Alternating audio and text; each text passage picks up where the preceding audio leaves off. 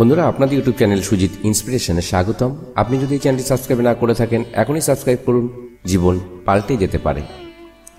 সোমবার ভুলেও করবেন না এই কাজগুলি, অন্যথায় আর্থিক ক্ষতি।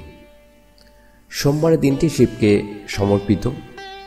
এদিন নিয়ম মেনে মহাদেবের পুজো করলে তিনি প্রসন্ন হন। শিবের অপর নাম ভোলানাথ। খুব শীঘ্র ভক্তের ডাকে সাড়া দেন তিনি। শাস্ত্রে শিবকে প্রসন্ন করার নানান উপায়ের উল্লেখ রয়েছে, যেমন প্রতি সোমবার বিশেষ পুজো ও মন্ত্র পাঠ করলে মহাদেবকে তুষ্ট করা যায়।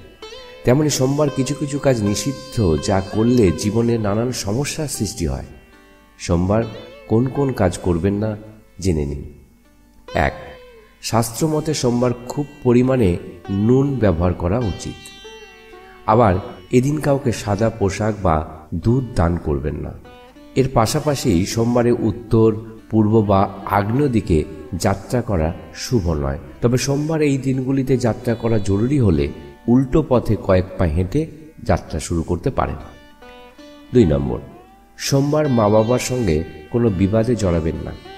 আবার এই তিথিতে নিজের কুলদেব দেবীকে স্মরণ করা উচিত। শাস্ত্রমতে সোমবার কুলদেব দেবতার পুজো না করা তাদের অপমান করার সমার্থক। এর ফলে ব্যক্তিকে নানান সমস্যার মুখে পড়তে হয়। 3 নম্বর, সোমবারে রাহুকালে কোনো যাত্রা করবেন না। তার পাশাপাশি কোনো আধ্যাত্মিক বা শুভ কাজ করা উচিত নয়।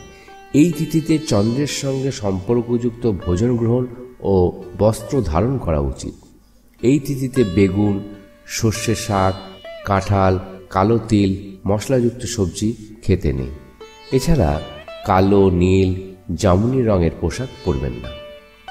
4 নম্বর, শাস্ত্রমতে সোমবার শিবকে হলুদ মিষ্টির ভোগ নিবেদন করতে নেই। আবার কালো রঙের ফুল নিবেদনও করবেন না। এটি অত্যন্ত অশুভ ফল প্রদান করতে পারে। সোমবার কারোর সঙ্গে বিবাদ বাঁধাবেন না। সমস্যা এড়িয়ে যাওয়ার চেষ্টা করুন।